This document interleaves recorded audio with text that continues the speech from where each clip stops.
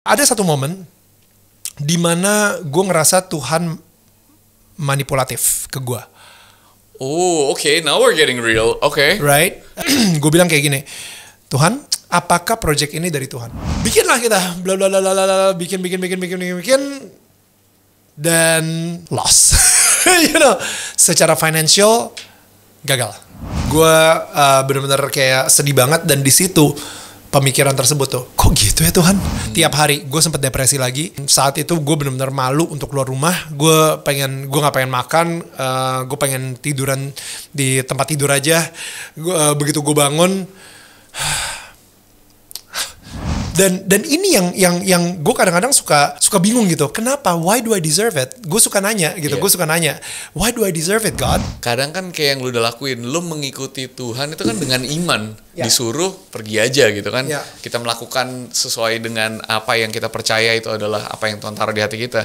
Tapi kadang-kadang yang kita lupa adalah menerima hasilnya juga dengan iman.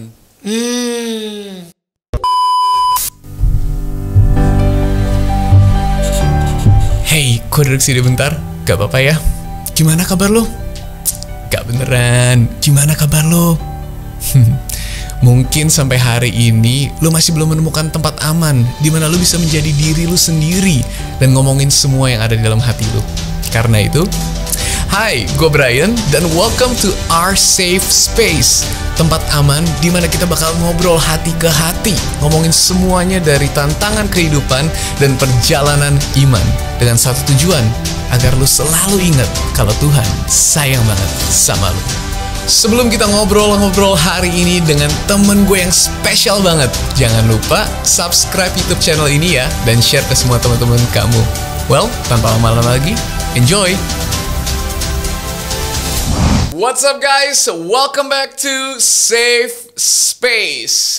And today kita kedatangan my brother from another mother. Whoa. My good friend Daniel Mananta. Yes. What's up, bro? What's up, man? How are you? Gila, you know what? I just want to say I'm so happy. I'm so happy for the safe space. Kita ngomongin ini kayak beberapa bulan yang lalu, and now it comes into fruition. I feel it's this is a miracle right here. Gue lagi ngomong di sebuah mukjizat gitu yang sedang terjadi ya nggak sih di hidup lo gitu. I'm so happy for you, man. Thank you, and a lot of it is because of you. Daniel seorang mungkin gak banyak yang tahu, but you're one of the person yang gue sering cerita-cerita. Udah, ini gue anggap koko gue karena udah beberapa tahun di atas gue, sudah menikah dengan istrinya Viola dan anak-anaknya yang luar biasa. Kalau gue ada masalah, gue sering curhat ke Daniel, apalagi kalau mengenai dalam dunia ini ya. Gue ingat banget waktu itu gue datang ke lo dan kayak, Dan kayaknya gue pengen mulai podcast, karena gue actually gue pertama kali diundang interview itu di podcast dulu. Di tempat gue ya. Yeah, and I remember the moment pada saat gue datang, the whole crew feels like family. You start praying, lu berdoa, kita mulai ngelakuin itu, and bukan cuma itu, gue ngelihat behind the scene-nya, gue ngelihat aftermath-nya, in the sense hasilnya memberkati orang. Gue kayak, this is awesome, keren banget. Dari situ gue mulai terinspirasi, abis itu nanya. So gue tambahin di sini plus Daniel Mananta. No. I am just so happy for you, man.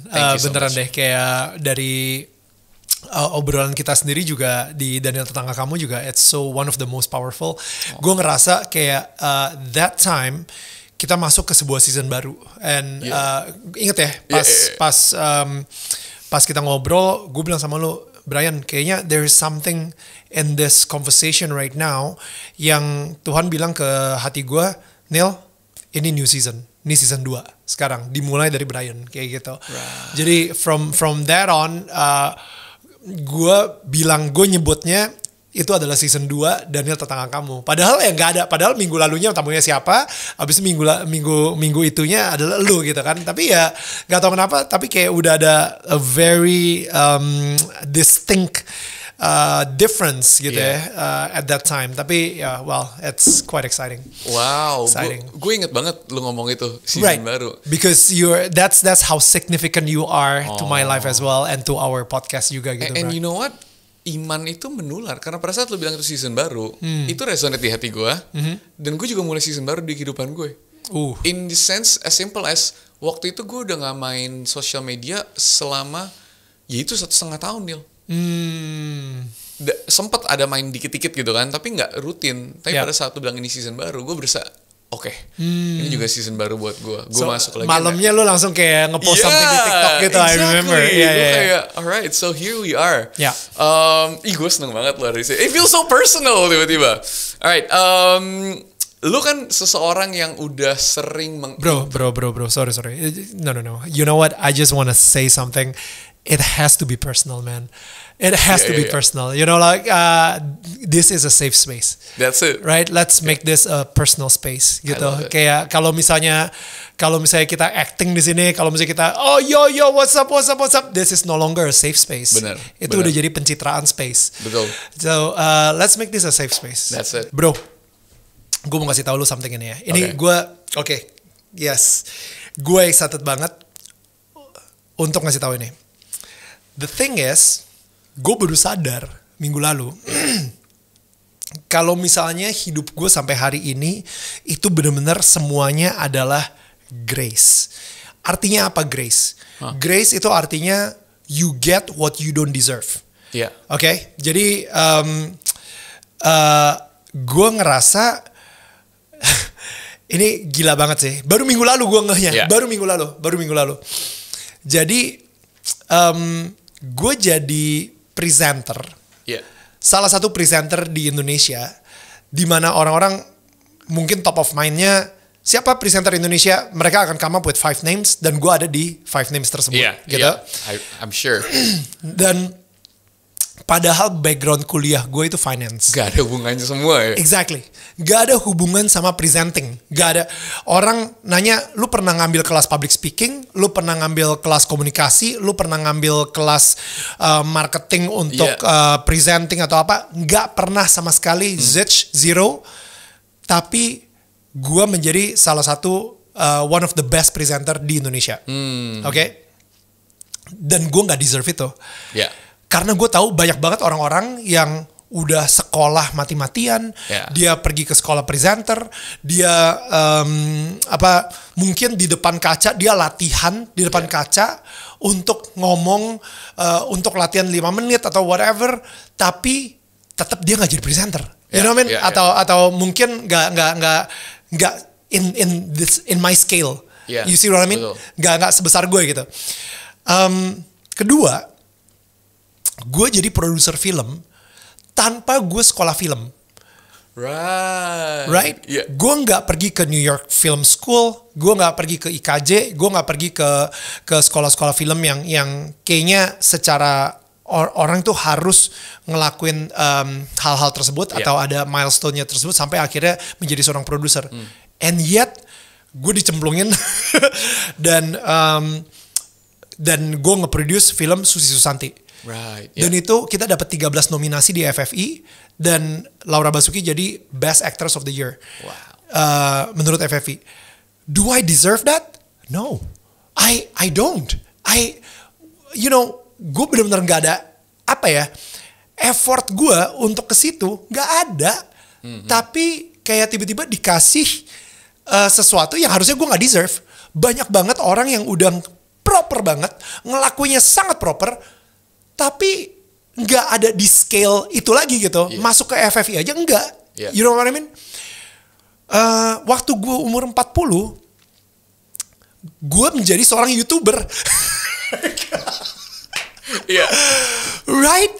Right? 3 tahun nih. It's like, man, it's too late to become a YouTuber. It's way too late to become a YouTuber. Cuman pas gue umur 40, tiba-tiba sekarang ini kita udah hampir dapat 2 juta subscriber. It doesn't make sense. Gue punya account TikTok dan account TikTok gue yang kayak udah ditonton sama beberapa orang, and yet gue nggak ngedance gitu di TikTok gitu. You know, it doesn't make sense. Everything in my life does not make sense, and that's why it's God. Right. Ngerti gak? Kalau misalnya gue adalah seorang gue kuliahnya film, gue kuliahnya presenter, ya udahlah, udah jelas. Oke, Yeah, of course. Oh, ya udah, lu jadi presenter dan lu jadi salah satu presenter. Oke, make sense. Yeah. But now it doesn't make sense karena gue nggak pernah sekolah dan gue nggak pernah ngambil the formal education of that. Yeah. And yet here I am. You know, people know me as that gitu. Dan ini yang gue kadang-kadang suka apa ya? Suka bingung gitu. Kenapa? Why do I deserve it? Gue suka nanya gitu. Yeah. Gue suka nanya. Why do I deserve it, God? Like, padahal ya banyak juga orang-orang yang niatnya ke situ dan lain-lain gitu. Kayaknya di hati gue Tuhan bilang, karena gue bisa mempercayai lu dengan hal-hal kecil. Right. Padahal nggak ada hubungannya. Ketika gue MLM, Yeah. right, multi level marketing, gue kehilangan banyak teman. Karena semua orang gue anggap sebagai prospek gitu kan. Jadi, tapi gue suka banget presentasinya. Yeah. Gue setiap hari presentasi itu siang gue presentasi, malam gue presentasi dalam bahasa Inggris, dalam bahasa Indonesia, gue presentasi abis-abisan. Karena gue suka sama presentasinya gitu. Every single day. Dan ternyata ketika gue di ruangan casting MTV, di situ ujiannya. Which doesn't make sense, gak ada hubungannya. Yang satu presentasi untuk MLM, yang satu lagi audisi untuk jadi VJ MTV. It doesn't make sense, gak nyambung. But it makes sense now, gitu kan. Dan abis itu gue yang kayak ngerasa, gue kuliahnya selesai di finance gitu misalnya. Ya karena lu udah nyelesain kuliah lu, gue mempercayakan lu, gue memberikan kesempatan untuk lu selesain kuliah. Gue cuma pengen ngeliat karakter lu, gue pengen ngeliat apakah lu akan menyelesaikan sesuatu yang sebuah kerjaan yang udah gue percayakan ke lu, apakah lu benar-benar tuntaskan. Kalau misalnya lu tuntaskan, then gue akan ngasih lu pekerjaan lain. Pekerjaannya apa? I don't know. Mungkin jadi sebuah project film gitu, yang it doesn't make sense, but that's grace. You know, it's grace. I love it, Grace, kasih karunia. Kita mendapatkan apa yang kita nggak pantas. Tapi kalau buat seorang Daniel, oke tadi lu udah ngomong nggak pantasnya dalam in the sense lu tidak latihan untuk hal itu, lu tidak mempersiapkan untuk hal itu, tapi lu dapet. Tapi gue nggak tahu, lu agree nggak dengan statement gue ini, Neil? Gue ngerasa kita tuh orang-orang yang paling tahu seberapa buruknya diri kita. Yep. Gue ngerasa diri gue tuh kayak sampah. Oke. I mean, mungkin orang ngelihat gue dari luar kelihatannya bagus gitu ya. Dari public performance, dari luar, apa yang dilakukan lewat social media, all the good stuff. Tapi kan kebiasaan gue pada saat gak ada yang lihat, hati gue, pikiran gue. Gila, gue yang tahu hal-hal buruk yang pernah gue lakuin. Dan biasanya seringkali itulah dimana kalau buat gue yang ngerasain grace itu, karena Tuhan kok bisa baik banget sih sama gue padahal gue sesampah ini. Nah gue inget banget si Yeri tuh pernah ngomong kayak gini, kita tuh memang sampah tapi Tuhan tuh pemulung sampah. And I love that. Lu kan kalau dilihat dari luar awesome, tapi pernah gak sih momen ngerasa kayak, men gue udah mencoba yang terbaik, jadi suami yang terbaik, anak yang terbaik, presenter dalam pekerjaan apa yang terbaik, tapi tetap ngerasa sampah di dalam. Have you ever felt that? Gue maksudnya ngerasa, gue setuju dengan statement lo, and yet gue nggak setuju secara wholly, karena gue setuju bahwa gue yang paling tahu seberapa buruknya diri gue. Tapi sebenarnya Tuhan lebih tahu lagi seberapa buruknya diri gue. Karena bahkan hal-hal yang gue nggak tahu kalau misalnya itu buruk pun, Tuhan tahu, aduh ini sebenarnya buruk buat Daniel, kayak gitu. You know what I mean? Like dia lebih tahu lagi gitu bahwa ketika gue lagi rebel gitu.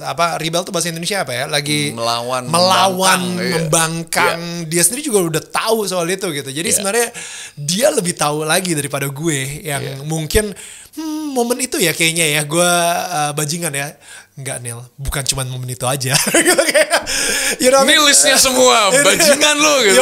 Oh my goodness, ternyata yang itu pun juga ya, itu juga ya gitu.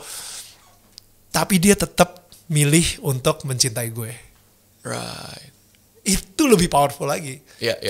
You know, itu lebih powerful lagi. Kayak gue bayangin deh, kayak misalnya gue misalnya ini contoh aja ya. Gue kenal Brian ada busuk-busuknya Brian misalnya kayak gitu, yang Brian nggak tahu kalau misalnya gue tahu. Iya. Misalnya seperti itu. Tapi gue tetap memilih untuk mencintai lo anyway. And that's crazy. Iya. That's crazy. Misalnya ada hal-hal yang mungkin gue misalnya ini misalnya banget ya, ini bukan ini. Misalnya lu sempat ngegosipin soal gue di depan orang gitu, di orang lu pikir gue nggak ada, tapi gue denger gitu misalnya. Dan habis itu gue yang kayak, kok I thought he's my friend, I thought this guy, kita temenan gitu, kenapa dia ngejelek-jelekin gue ya, dia pikir gue nggak ada gitu di sini, tapi and yet I choose to love you anyway. And that's grace. That's love. That's true love. Karena cinta itu bukan apa yang lu feel kan, bukan apa yang lu rasain aja. Cinta itu adalah sebuah keputusan untuk biarpun dia ngebangkang, biarpun dia ngejelek-jelekin gue, biarpun dia ngeremehin gue, biarpun dia ini, gue tetap memilih untuk mencintai dia. Dan itu susah banget, Brian. Right, itu susah banget. Momen yang paling paling lu merasakan itu. Gue rasa ada satu momen di mana gue ngerasa Tuhan manipulatif ke gue. Oh, okay. Now we're getting real. Okay. Right. Jadi pas gue nge-produce film Susi Susanti. Jadi habis itu gue bilang kayak gini, Tuhan, apakah project ini dari Tuhan? Kalau misalnya iya, well, bring the investors in. Bring the investors in. Ada satu momen soalnya itu gue doa karena gue ditolak sama salah satu investor yang gue pikir dia bakal invest gede-gedean. Dan gue pikir ya udahlah, kalau misalnya ini berarti ini bukan project Tuhan. It's okay, fine. Berarti yang tahu kalau misalnya film ini nggak jadi sama istri gue ya kira-kira 10 orang lah. Okay, gitu. small scale exactly. Ya, chill. Okay. Ya udah, jadi ya udah cancel. Besok pagi pas gue lari, tiba-tiba gue denger satu podcast tentang, bagaimana lo bisa dibilang sebagai seseorang yang tidak pernah menyerah, kalau misalnya ditolak sedikit aja langsung nyerah. Kesel kan. Kesel. Ya udah, kalau gitu berarti maksudnya gue terus jalan nih untuk project ini. Ya udah, kalau misalnya emang lo pengen gue jalanin project ini, kalau misalnya emang project ini dari Tuhan, ya udah kirim gue investor. Pada hari yang sama investor datang dan habis itu dia bilang, loh investor yang lama out? Iya. Bagus lah kalau gitu. Gue ambil semuanya 100% sekarang. What? Serius? Asli. Ya. Jadi berarti artinya apa? Artinya project film itu dari Tuhan kan? Iya. Oke. Bikinlah kita, bla bla bla bla, bikin dan loss. Secara financial gagal. Walaupun dapat award banyak dan secara art itu bagus. Award means nothing kalau misalnya nggak ada duitnya kan. Kalau iya. Berapa banyak sih film-film yang lu nonton mereka dapat award tapi secara mainstream, secara penjualan tuh nggak jualan. Kadang-kadang mereka nggak mau yang terlalu bagus, mau yang ada drama percintaan aja. Exactly, yep. Atau horor. Mungkin kalau Susu nanti ketemu pocong. Oke, alright. So it's a loss. Ya. Oh man. Gue ngerasa mengecewakan para investor gue. Okay. Mengecewakan mereka banget. Gue benar-benar kayak sedih banget, dan di situ pemikiran tersebut tuh, kok gitu ya Tuhan? Kok what did you just do? Kayak this is so manipulative. Lu kasih gue projectnya, tapi begitu selesai projectnya, kok gue jadi malu? Bukannya ini project dari Tuhan, seharusnya lihat dong, wah Tuhan gue itu hebat ya dengan project yang dipercayakan sama dia.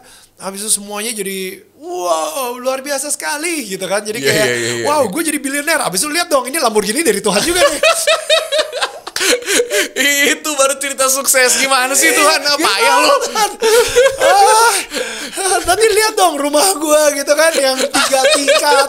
Habis itu kita bikin Damn I Love Indonesia Tower Tuhan, gara-gara film itu. Terus tinggal bilang kemuliaan untuk Tuhan saja.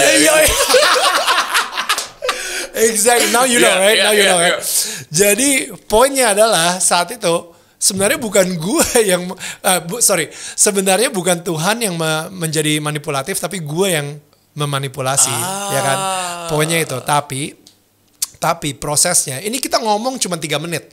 Cuman prosesnya mungkin bisa 3 atau 4 bulan. Right? Lama banget. Tiap hari gue sempet depresi lagi.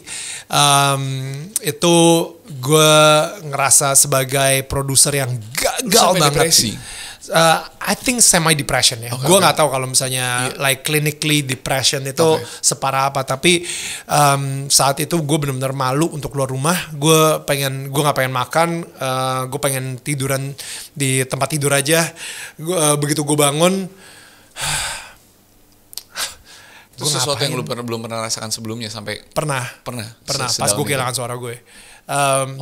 Dan habis itu gue yang kayak udahlah, gue balik lagi ke tempat tidur gue gitu. Gue selimutin lagi diri gue lagi. Gue nggak mau menghadapi hidup ini. What's the point gitu? People will see me as a failure anyway. It's tough. It was tough.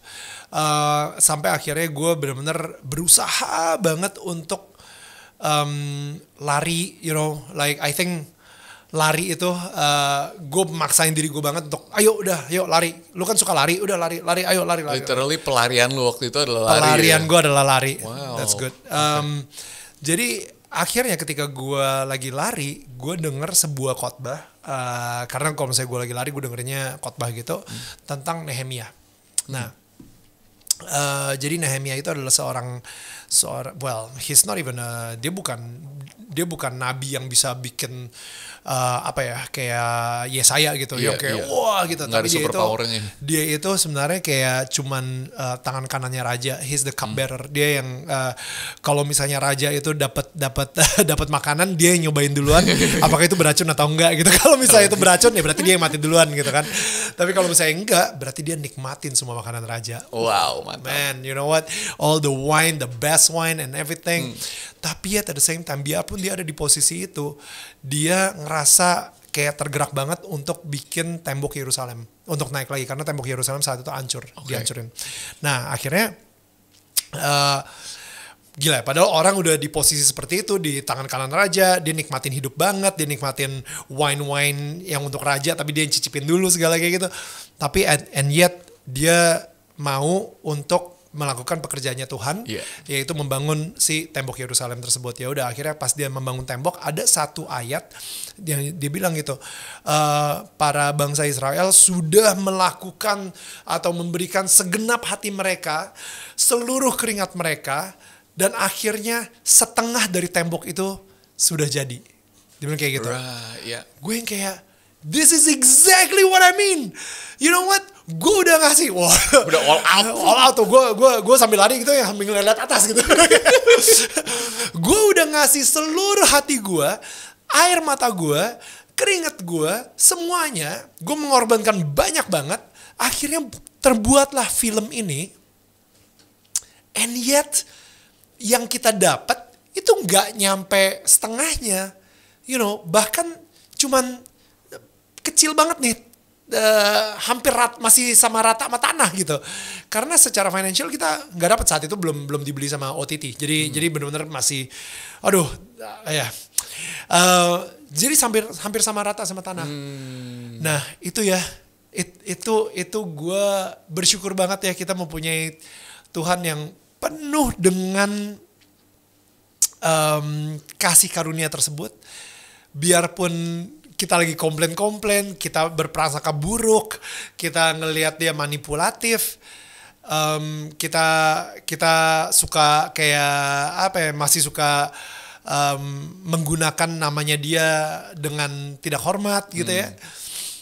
And yet dia tetap masih mau loh ngomong di hati gue. Wow. Dan memberikan gue harapan. Jadi di situ dia ngomong lagi di hati gue, dia bilang kayak, tapi lu harus lihat dong fondasinya, Neil. Dia bilang kayak gitu. Gue yang kayak, wait, did I just hear right? Maksudnya apa? What do you mean? Akhirnya di situ, ini gue lagi lari nih, lagi lari. Tiba-tiba gue ngebayangin kalau misalnya Tuhan lagi mau membangun sebuah gedung tinggi di dalam hidup gue, atau gue ini jadi gedung tinggi, fondasinya harus ke dalam banget. Harus ke dalam banget. Dan dia butuh 7 tahun. Dan film project Susi Susanti itu menjadi kayak peletakan batu pertama. As in like, you know what, the foundation is done. Bukan peletakan batu pertama ya. Berarti basically the foundation is done. Fondasinya selesai. Fondasinya sudah selesai. Walaupun belum terlihat apa-apa dari luar. Exactly. Wow. Karena kalau misalnya di mata dunia, orang ngelihat apa yang terjadi saat itu, mungkin misalnya gini deh, gue ngomong, Bray, gue mau bangun gedung tinggi banget nih. Untuk apa, Neil? Wah, untuk DMN Tower. Kayak gitu kan. Oh gitu, oke. Habis itu 7 tahun kemudian, Bray, datang ini yuk, kita seremonial yuk. Gedung lu udah siap ya? Oke, gue kesana deh. Pas lu datang, cuma tanah kosong. Right? Cuma tanah kosong. Dan lu bilang kayak, Neil, what? Ini maksudnya apa, Neil? Katanya, lu lagi bikin gedung selama 7 tahun. Mana gedungnya, Neil? Lu kayaknya lumayan delusional deh, kayak gitu kan. Tapi gue bisa bilang ke lu, no. Selama ini kita bangun fondasinya. Yang lu gak bisa lihat adalah batu-batunya itu udah benar-benar kuat banget dipancang ke bawah, ke bawah gitu ya, sehingga ini udah siap nih untuk ngebangun gedung yang tinggi banget. Nah, jadi gue ngerasa saat itu gue ngerasa kayak, wow, ternyata emang butuh sih gue untuk ngerasa sedih seperti ini, ngerasa kecewa dan lain-lain. Ini adalah sebuah proses di mana akhirnya gue menemukan bahwa Tuhan tuh benar-benar sayang banget sama gue, dan udah ya Nilai, cukup ya, udah nggak ada lagi ya memanipulasi Tuhan, gitu. You know, enough with that. You know, now that you're ready untuk tidak memanipulasi gue, I'm gonna start building in your life. Jadi, wow. Lantai pertama Daniel Mananta Network. Right? Lantai pertama. Okay. Lantai kedua, gue gak tahu nanti apa. Mungkin sekarang ini ada film yang lagi gue produserin juga.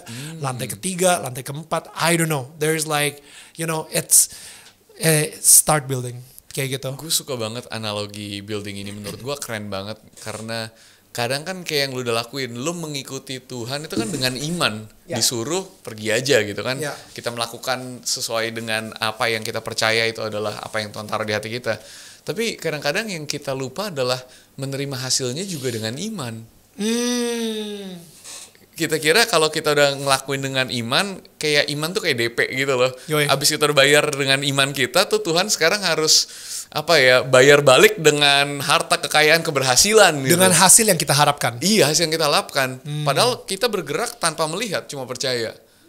Tapi kalau hasilnya mau kelihatan.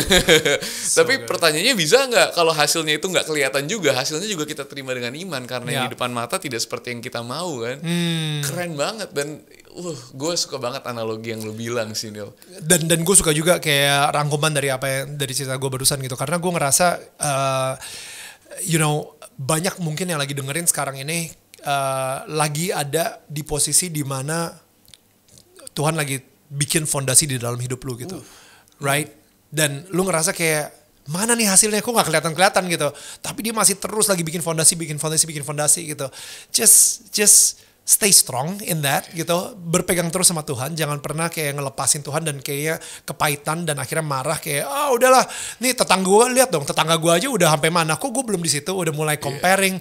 Karena intimidasi itu akan terus ada, and yet Tuhan bilang, not yet, just sabar, bentar lagi, just you know, bear with me, sabar, bentar lagi fondasinya bakal kelar nih, gitu. Dan hasilnya emang bener, tidak sesuai yang gue harapkan, tidak sesuai dengan ekspektasi. Tapi yang gue pelajarin adalah, walaupun hasilnya tidak sesuai dengan ekspektasi, tetap gue akan menyembah dia. Karena terkadang semakin besar gedungnya, semakin lama butuh fondasinya.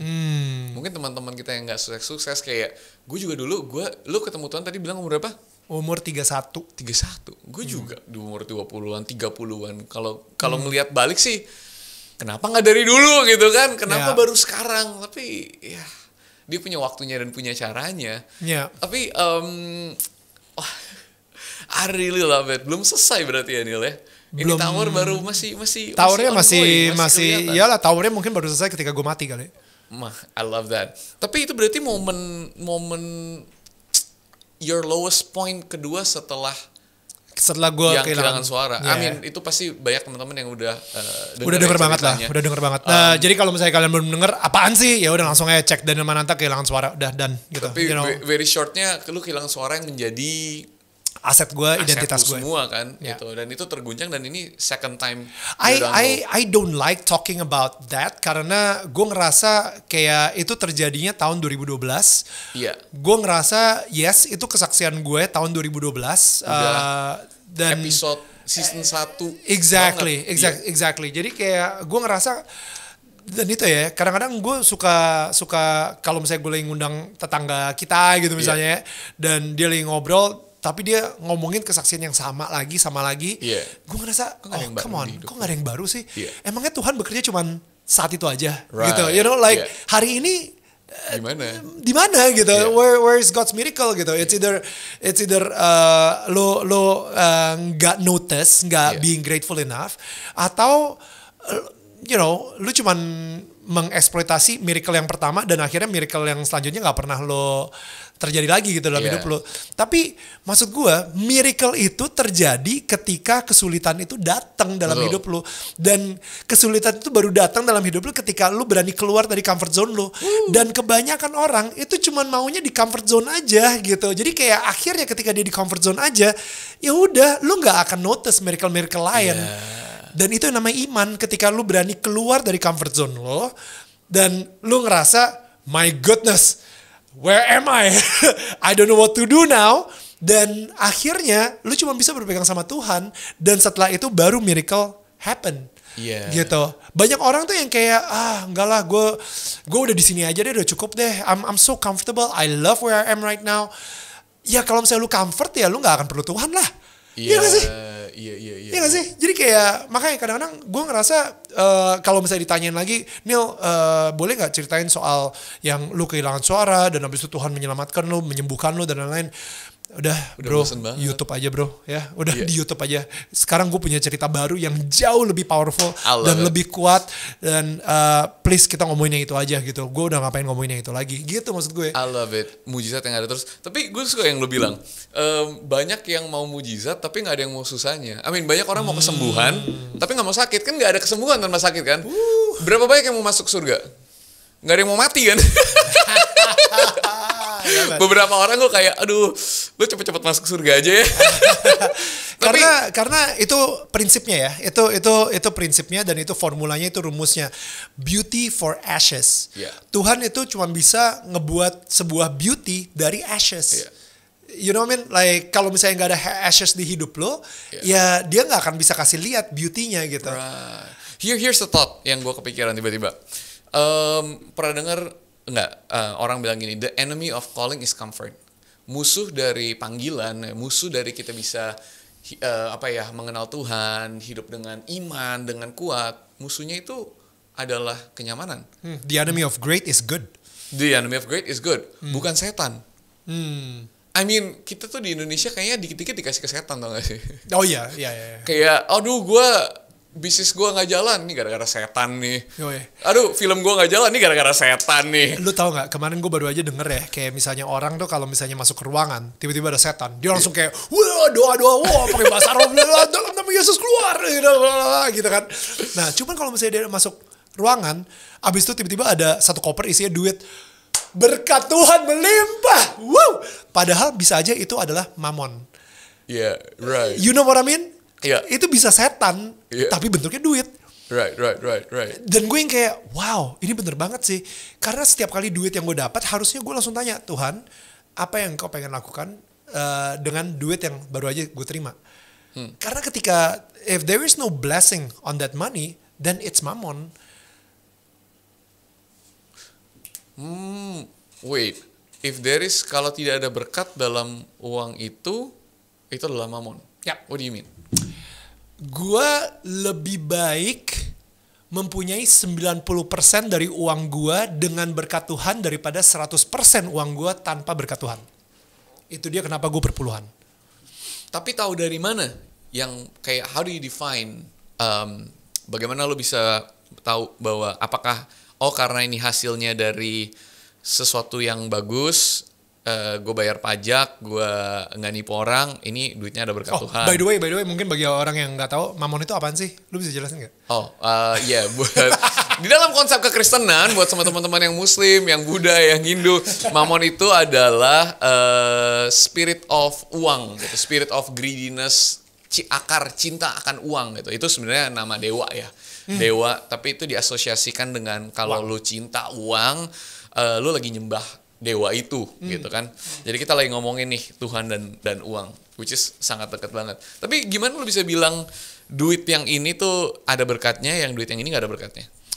Karena duit yang misalnya nih, ketika gue menerima duit 100% gitu ya, gue 10% gue kasih ke Tuhan kan, gitu kan. Gue berikan ke Tuhan sebagai bukti, bukan bukti lah, maksudnya sebagai gue pengen kasih tahu Tuhan bahwa duit ini tidak memiliki hati gue, tapi Tuhan yang memiliki hati gue, sehingga the active application untuk ngasih tahu Tuhan, ini duit nggak punya hati gue, tapi hati gue ada terus miliknya Tuhan, kayak gitu kan. Iya. Tapi abis itu gue pelit sama Tuhan, nggak juga nggak kayak gitu kan. Nah jadi akhirnya itu cara membuktinya. So in a way, after I give that 10% untuk Tuhan tuh kayak gue ngerasain banget kayak Tuhan tuh padahal dia nggak butuh duitnya ya by the way, tapi dia ngerasa, Neil, thank you, lu udah membuktikan bahwa hati lu itu tetap miliknya gue gitu ya. So I will bless your money. Kayak gitu. Right. So the blessing of God's hand itu terus ada di duit tersebut. Tapi kalau misalnya duit itu bikin gue ngerasa gue jadi makin pelit, gue makin penuh dengan ketakutan, gue takut kehilangan duitnya, abis itu gue mulai bernegosiasi sama Tuhan. Gue bilang, Tuhan boleh nggak 10% nanti setelah gue bayar cicilan ini, dan lain-lain. Itu gue berarti sudah memprioritaskan atau gue udah naro sesuatu di altar hidup gue dan itu bukan Tuhan. Gitu. Jadi I don't know, like dan 10% itu ke Tuhan itu semuanya beda-beda buat orang gitu. Ada yang nyumbang ke panti asuhan, ada yang ke gereja, ada yang whatever lah, banyak banget. Tapi yang pastinya gue pengen kasih lihat ke Tuhan bahwa you know what, sebenarnya si 100% uang ini pun juga sebenarnya bukan milik gue. This is ours. This is all yours. You can use with it with whatever you want it to be gitu kan.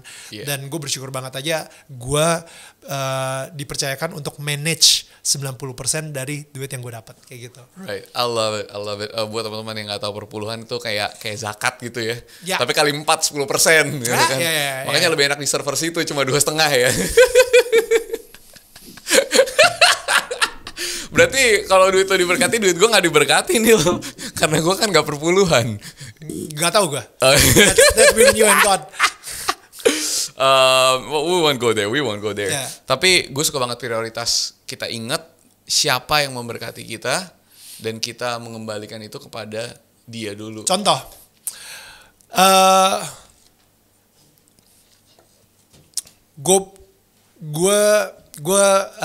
Istri gue Viola.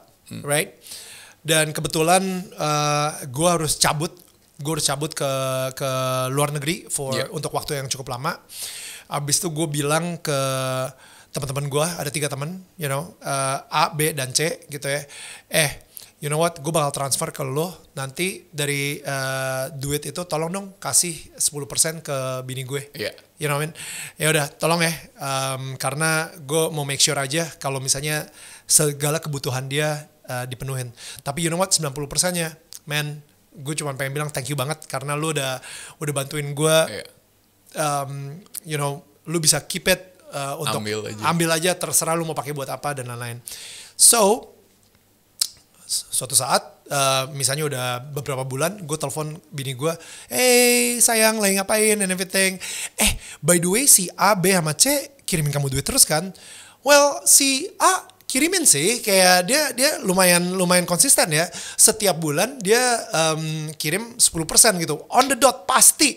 Wow. oh man, gue suka banget sama si A sih emang karena dia disiplin banget dan lain-lain gitu. Nah, si B gimana? Ini B lumayan aneh deh. Lu kan bilang cuma 10% kan? Tapi dia ngirim tuh bisa lebih dari 10%. Dia kadang-kadang bisa ngirim sampai 30%. What?